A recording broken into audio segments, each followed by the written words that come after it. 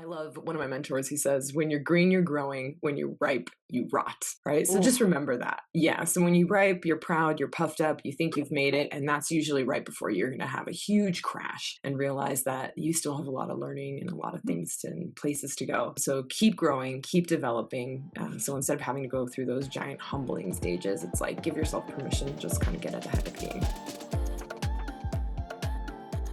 well, welcome so much, Carly, to the Darren Well podcast. So glad to have you. So grateful for you to share more about business, also about how to live personally and professionally through strategic business designs and systems and creating those systems that have a good workflow for us. So Carly is an international business coach. She's a human behavior specialist. She's a speaker. She's a South California yogi. She also has 15 plus years in leadership development. So quite a lot of experience. And so when we think about your why, I'd love for you to share more about your why of what got you started at age 18, as well as kind of share more about your background before we jump into today's interview. So again, welcome. Thank you so much.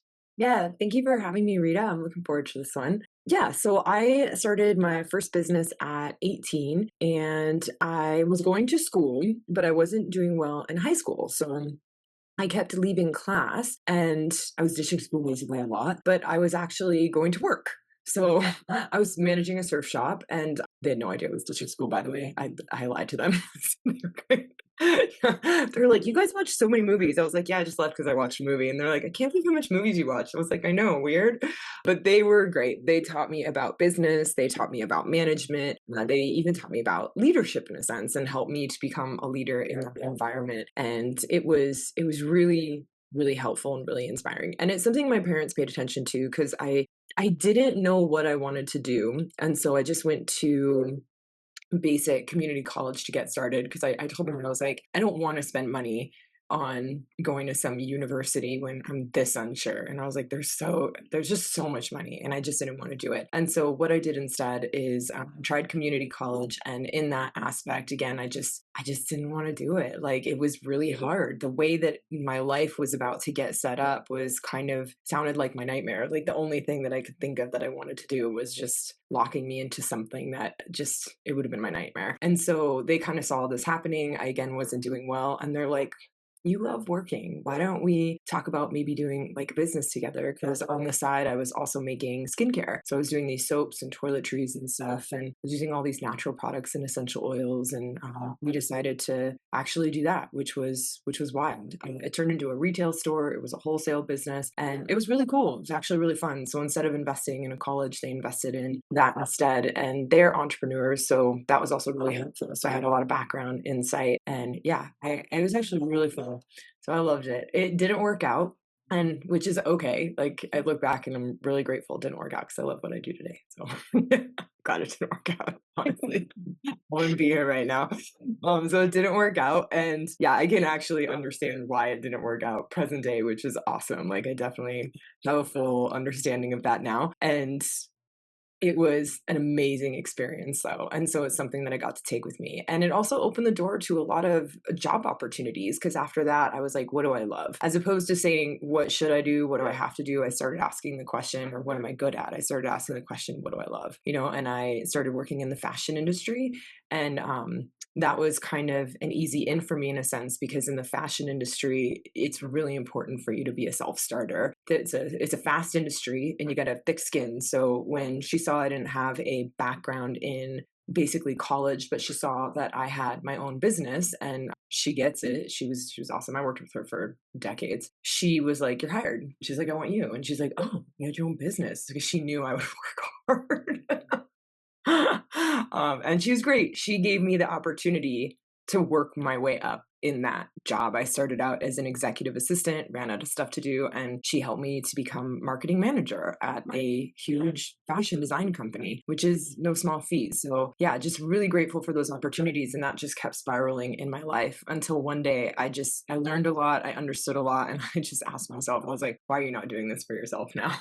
I was like, you get it now. Just go back and go do it for yourself again. And that's when I started to launch my own business again. Yeah. Wow, what a wild journey. I love it. I love that each moment that you pivoted, you were also listening to hey, this isn't life-giving for me. I want to pay attention to what I love. I love that question. What do I love? Following your passion instead of doing what should be right by society standards or by parent standards or whatever, but following your heart, following your passion. I love that. So when you think about high achievers, what are some ways that they can kind of pay attention to that and also avoid burnout, avoid misalignment, avoid decision fatigue? So how can leaders, not only just leaders, but also people, just everyday people, how can both those people find that? Yeah, and this is a cool one because that fashion company is a really great example for leadership and burnout, right? Like that was, it was a really special environment. It was special. So, we used to sit in a very specific way where they were all the pattern makers who would make the clothes were in the same room. So it was kind of like a big warehouse. And, the owner of the company is in the center of this warehouse. And then we have all these pattern makers around us and all the executives, and we're all sitting at these long, like drafting tables, right? It was really interesting, but he wanted everyone to be connected and he wanted everyone to know what was going on, which really worked, by the way. It was cool. It was very cool. And later I found out one of the pattern maker takers, I looked down and I'm like, why is my name on there? Why is so and so's name on there? And I was like, what are those check marks next to it? And she's like, so you've been here long enough now. And she goes, basically, we take bets on how long someone will last in the office. And I look at her and I go, how long did you give me? And she goes, we give you 2 months. Oh I my was like a year at that gosh. point. And I was like, what? And it was hysterical because you look at it and it was like, that was the reality of the job. Like we had someone who had just started and she couldn't even get past the first week. And then all of a sudden she just stopped showing up and we're like, where is she? So it was a rough job, but here was the difference. The people who stayed, the people who engaged, we really loved the industry. We really loved what we were doing. Like we would show up on a daily basis. And even though it was tough, even though it was challenging, even though it was hard, even though we were working some days really unrealistic hours, and we were all on salary, so we weren't on hourly, right? And so he's probably getting us for really good prices.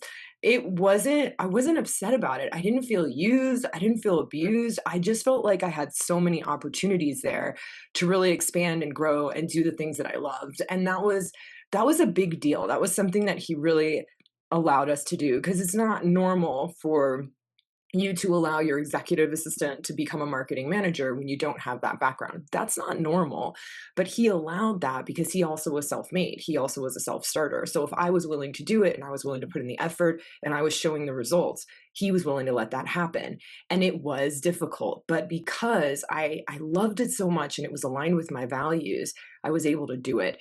And so when you think about leadership, right? Like the other individuals who tried to do it and quit in the first week, they're taking on things that they don't want to do, like genuinely, they really don't want to do it. If you can't handle the stress and you can't handle the pressure, maybe you're in the wrong position. Maybe you're doing the wrong thing. And really pay attention as a leader to where you can handle stress and pressure, where you're inspired by it, where you want to move forward into it, right? Like I wanted to do more in it and move forward into it, where there's this other dynamic where it's like you're wanting to move out of it, right? That means that you're not loving the challenge, because leadership is not just about like having no challenges or easier challenges. Leadership is about embracing challenge. And so if you can take a really close look at your life and say like, hey, this is where I excel. This is where I don't shy away from challenge. This is where I go through not just the pleasure, but also the pain to get what I want.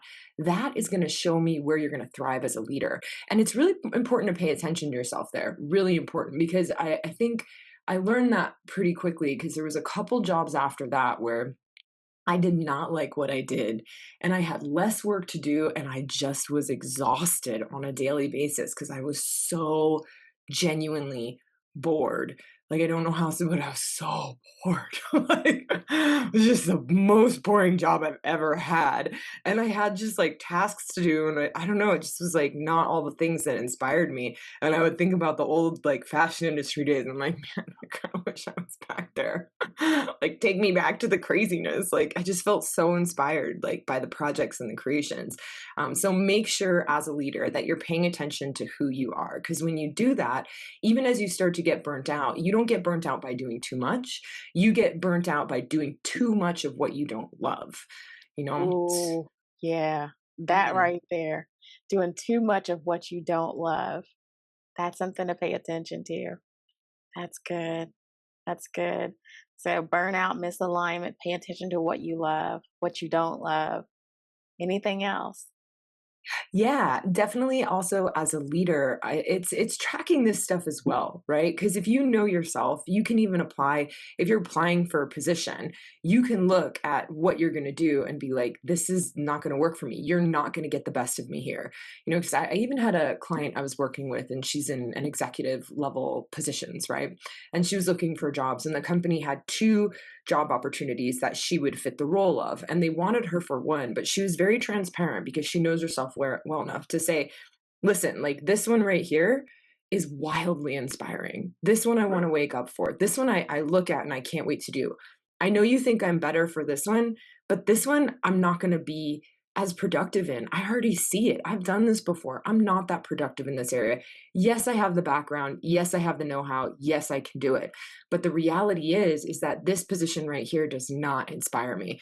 I have the same background, same authority here, and I know you need this one filled sooner, but I'm going to suck and you're going to hate me in this job. You're going to love me in this job, right? So they wound up hiring her for the job that she loves, which is great because now she's, excelling, excelling, excelling. And now she's able to help the rest of the team and department to a greater and greater degree. So as a leader, it's really understanding who you are, because if you apply for a job and you take something that you know is not going to be inspiring, it's only a matter of time before you burn out and you start looking for something else, but not having those unrealistic expectations and checking on the company culture too. I was just speaking with someone recently, and their company culture, like they'll hire someone specifically for maybe an accounting job, right? But if you are again wildly inspired to do something else from time to time, like they give you like a day here and there just to go and do another thing within the company, no matter what it is. And they let their employees like jump around positions for fun. You get your job done.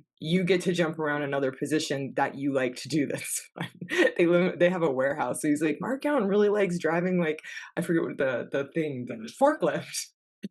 And they're like, so every now and then he does a couple hours every week and just drives a forklift. And I was like, that's amazing.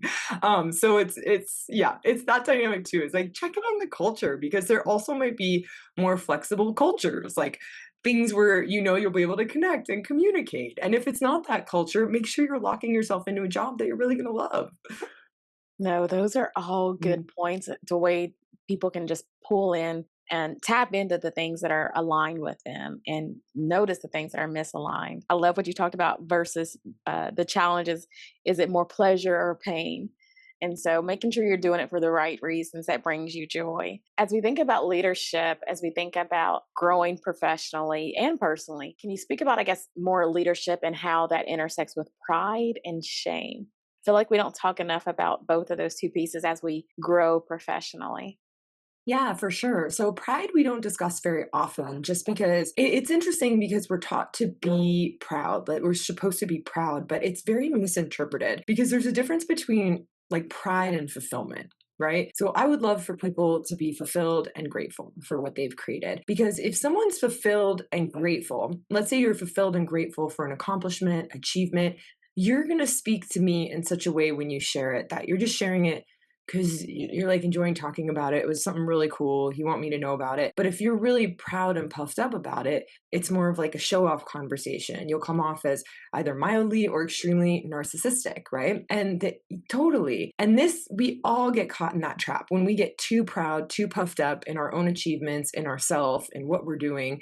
Then what winds up happening is we come off in that way. And it's very interesting because when we do that, the challenge that arises with it is we're not meant to be that puffed up and that high all the time. We're actually just meant to be balanced. There's an equilibrium within ourselves, within our mind, within our perceptions. We talk about shifting perceptions to get to a balanced state. A balanced state is it being high, I have pride, right? A balanced state isn't being low, low, low, I have shame. A balanced state is just fulfillment and gratitude, right? We're not high for what we've done, we're not low for what we've done. What we've done or not done is just a thing. And that's what it really is. Until we put the label on it, we'll either get proud about it or shamed about it. So when we get stuck in pride, it can be quite challenging because you will be humbled by the outside world. You will be humbled to ensure that you come back down to size and remember who you are. And by the way, you'll get the most humbling from your family. Love them for it. Love Oh my them gosh, for it. yes. Yeah. Cause your family is there. I love my family. And you know, like they just remind you that you're still you. You know, you could go out and accomplish all these things on the planet, but when you forget that you're not like the rock star of the world, and like you forget that, like if I forget I'm just Carly Pepin and I grew up in the San Fernando Valley and that's just who I am, like then they come in and they give me like a lovely humbling. And if you are really proud and puffed up, you'll take that criticism and you'll feel offended. You'll feel offended because you're not realizing, wow, I'm really proud in this moment, you know? And I'll hear it sometimes and I'll hear someone say something and I'm like, I am really proud in this moment. So I actually drew in this criticism to like knock me back down. And I'm like, okay, like what am I? And I'll think about it. I'm like, what am I proud about? Right? What did I get puffed up? And I'm like, yeah, I'm pretty puffed up about this. Right. And I'm like, okay, cool. Let's shift our perception. This is you are not Queen Carly. Like, let's just get back to Carly. Like, let's just get back, girl. Would you say So that's something that keeps people stagnant and stuck?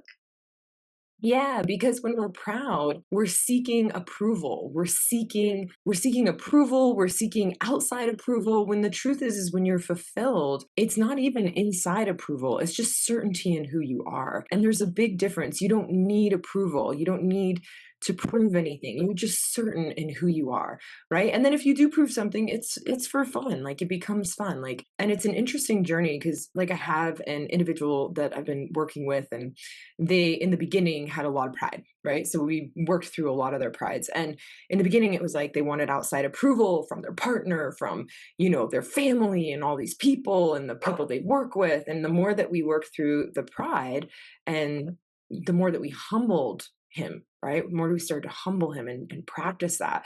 Now it's like he doesn't need his partner's approval anymore. He's actually doesn't care. He doesn't need anyone at the office's approval. He doesn't need the family approval, right? And it's like, okay, well, now why are you doing this? Because I really want to.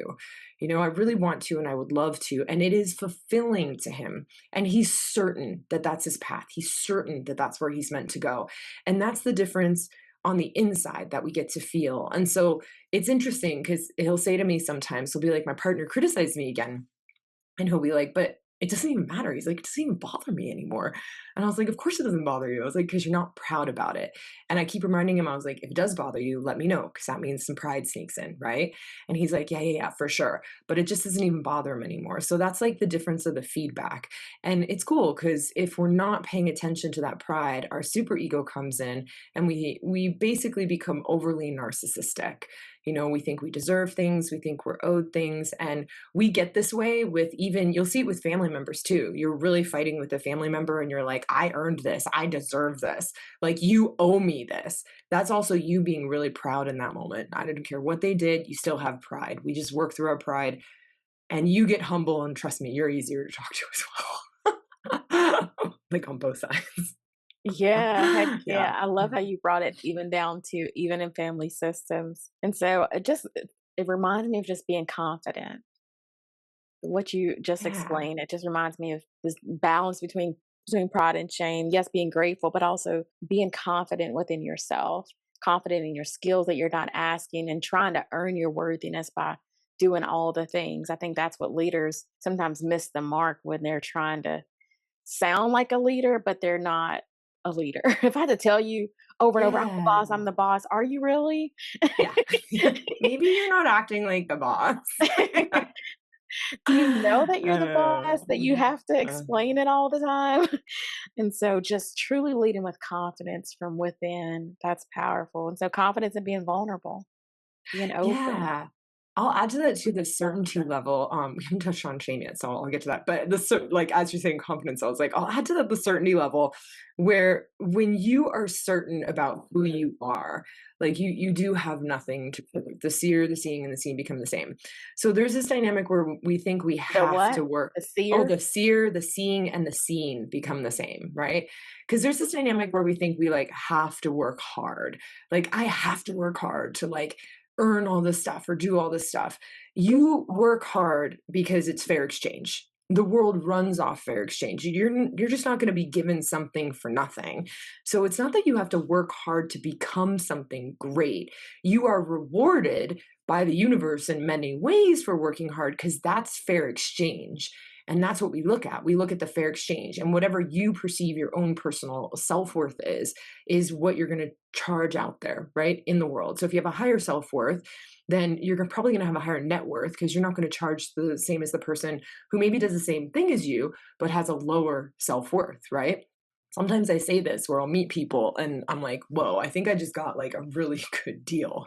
Like, I'm pretty sure this person is new in business. I was like, but they're amazing. I can't wait to work with them. I was like, but genuinely, I can't believe they're charging this little. Like, can I get in there? And I'm like, they are new in business because the self worth hasn't gotten to that level yet. But by the way, they do raise their prices eventually because I'll tell them, I'll be like, it's really just so you know, like, you're not charging enough. I'm like, I hate that I say it out loud sometimes because I'm paying you, but simultaneously, just know what's out there in your market, and you're doing an amazing job, right? So keep building that self worth. So it's interesting, but yeah, it just is what it is. I'm like, I found you right now, and I recognize this won't be forever because you're great at this.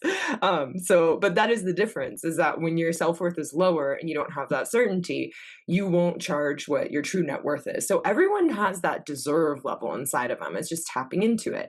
And when we talk about certainty, and I say the seer, the seeing, and the seen are the same, right? Let's say you're listening to us speak, right? And you're like, well, I admire the way that they speak, and I'm not a speaker, so I couldn't do it.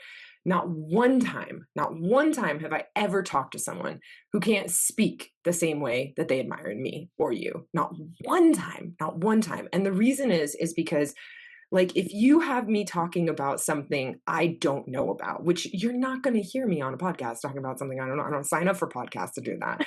So yeah, you'll maybe get that for me in person or something, but don't expect me to be on a podcast and not flow because I specifically set it up so I'm talking about things that I can flow on, that I have expertise. Just like when I talk to individuals and I make them see this inside themselves, it's like, where do you just flow? Where do you talk to someone and you can't shut up and the words just keep coming out and you just go, go, go, and you feel like you're in this energized state and you never want to stop talking about this subject, and you could go on for days, weeks, hours, months, years. And when people think about that, they'll start to remember all these moments where they've done that. And I'm like, yeah, what's the topics, right? And we write down all the commonality of the topics, and it's just a couple things. It's a couple things that they really love and that really is inspiring and meaningful to them. So everyone has everything, but it's in our version and our values. And so when you go out in the world, and let's say you're even admiring someone who's into fitness, right? Because you're like, man, they're just waking up every day and they're dedicated to their health. Well, it's like, great. How are you waking up every day? And where are you dedicated to your health? What's your version? I have clients who are so into personal development, they're not into fitness, but every day they wake up and they work on themselves. And that's their version of health, you know? And so it's like, what does that look like to you? What does health mean to you? Some people consider it finances and they don't work out, but they don't feel like their health is safe if they don't have financial freedom, independence, or great financial wealth. Like, to them, that links to health, right? And so it's like, okay, every day I wake up and I focus on my business and I focus on my finances. And no, I don't go to the gym because if I go to the gym, I can't do that. But that's where the real health is. The real health is there because that's what's going to take care of me. And so if you keep comparing yourself to some athlete thinking that you're not as good as them, you're not as great, that's not the truth. You have it in your form. And we see this a lot in like husband and wife dynamics. There's going to be the business owner usually, and then the stay-at-home wife, right? Or the leadership in business and the stay-at-home wife, which actually we're starting to see a bit of a shift now. Sometimes it's the stay-at-home And home dad. dad. Yeah, sometimes we're Yeah. getting a stay-at-home dad and then the leadership with the wife. So we're having, especially in the United States, a little bit more autonomy there, which is kind of cool, right? We're all embracing more parts of ourselves. Not a good thing or a bad thing. It's actually that we are truly embracing all parts of ourselves to such a great degree that we're starting to see it blend more equally, which is beautiful. Yeah. So it's So no shame there. no, right? Yeah, which is so cool. Like you do what you're good at and you do what you love. And so this is the thing too, is like whoever's running the household at home, I call them the CEO of the household, right? So they're doing all the same things of the CEO at the office, especially these high income earners, man. Like they usually have these big houses, and one of my clients has a big house. He's got like an on staff hand because it's like so big, and they live like semi on the property because all this stuff needs to be managed. So there's an employee, like a full-time employee just to like manage the house. There's like a mini farm. Like there's all these different things that's on the house, and then there's the kids, and they have multiple kids and all these different schedules and schooling, and the kids are brilliant. The kids are aligned with their values. The kids are doing personal development because like mom's staying home and she's doing all of the at home education as well until she feels like it's time for them to go and socialize in the schooling system. And so it's really interesting because you look at this and it's like, like in what world do you not think you're running a business? Like you're just running a different business. And if we go through all the things that they manage every day, it's like, that's why you don't have time to cook and clean, girl.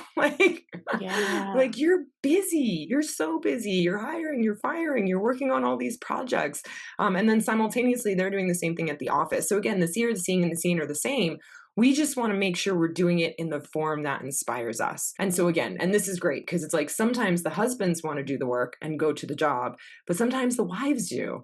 And sometimes the husbands want to be the CEO dads, but sometimes the wives want to be the CEO moms. And it doesn't matter which role you take. What matters is you take the one that inspires you and you don't put yourself down. You see that you have the certainty. Again, the seer, the seeing, and the seen are the same. So I've given like a few examples of like whatever you see on the outside, you have on the inside. It's just in your own form. And that gives you something like, it's like it cements the confidence in. So you don't have to have the affirmation. Because if someone says, like, to me with certain things that I just have certainty on, right? Like I have certainty on certain things. It's hard to argue with me on it because I just have certainty on it. And you could sit there and be like this or that. Or sometimes people are like, are you nervous? And it's like, no, I'm not nervous because I have certainty. I'm where I belong, doing what I love. I'm standing up speaking about the things that I know about, not the things that I don't know about. And that's why I have certainty, right? I see in myself what I see on the outside. If I stand on a stage with someone, I see in myself what I see in them, you know? And so it's like I have certainty that this is where I belong. And that's important for leaders as well, is to remember whatever you see on the outside, it's really important to ask, like, where do I have that in my own form? If you think it's missing, find it in your own form, because then you get to stand aside, like next to the leaders that you admire, and realize there's no difference between you guys. You guys just have different value systems being displayed differently. You have all the same qualities, all the same traits. You're doing all the same behaviors as this person. You're just doing it in your own unique form. And that's a really important thing to remember because that'll help you as a leader to ensure that you have the certainty to stand alongside the giants. That's genuinely where you belong. That's who you are. That's powerful. That's powerful, Carly. As we start to wrap up, any mindset strategies or words of wisdom you'd like to share with those that are aspiring to be leaders or those that are already leaders in their organizations or at Yeah. home? I love how you said even the Yeah. And CEO at of, home. of your home, because that is so Yeah. true. Honestly, CEOs of the house, they're badasses. Heck Yeah. yeah. So yeah, it's just personal development is huge. Like with leadership, it's really important to work on yourself, like work on who you are. Because remember, it's not just about you. And I think this is what I love about leadership, right? It's not just about you, it's about all the people you get to impact, right? And Mm, so the more that we get to work on ourselves, the more that we believe in ourselves, the more we understand ourselves, the more that we love and appreciate ourselves, the more that we're going out there and being authentically who we are, the more that we're inspiring others to do the same. And I think as leaders, it's just so important to not forget that. So it's like, how could we become who we love right? How could we love who we've become? And how do we continue to move on that authentic path? And personal development is a huge, huge, huge aspect of it. So whenever you think you're done growing, I'm going to say you're proud. That's it. Super proud. If I broke down the science of how we're never done growing, you'd get super overwhelmed. Sometimes I get overwhelmed and I'm like, okay, what do I focus on? What's the top priority? Because there's literally infinite things for me to grow. And so, yeah, we're never done growing. And one of my mentors, he says, when you're green, you're growing. When you're ripe, you rot. Right. So Ooh, just remember that. Yeah. So when you ripe, you're proud, you're puffed up, you think you've made it. And that's usually right before you're going to have a huge crash and realize that you still have a lot of learning and a lot of things and places to go. So keep growing, keep developing. So instead of having to go through those giant humbling stages, it's like give yourself permission to just kind of get at the head of the game. Yeah. yeah. Yeah, that's powerful. That's powerful. I've so loved our conversation today of just leading into leadership at home in our personal lives, as well as in the office and the professional lives. And so, learning how to define alignment with our truth, our passion, our values, what we love, what we don't love, all of those things. And so, as we start to wrap up, what are some ways that people can connect with you, Carly, if they want to grow in those areas of leadership and development? Yeah, head on over to westcoastgrowthadvisors.com. I'm most active on LinkedIn, so you can connect with me there as well if you love LinkedIn. And yeah, you can reach out directly to me there too. There's like the contact thing, and that comes directly to me. So yeah, I'd love to hear from you guys. And I like to hear too when people get insights and ahas and something maybe shifts or changes for them. I love to hear what happens as well. So you're welcome to share that with me too. That's Carly Pepin, Pepin. Yes. Awesome, awesome. Well, grateful so much for your information. Grateful so much for your heart to share this information today. So, all right, listeners, I hope you have a beautiful day. Keep living, keep loving, and keep daring well. Take care, guys. God bless.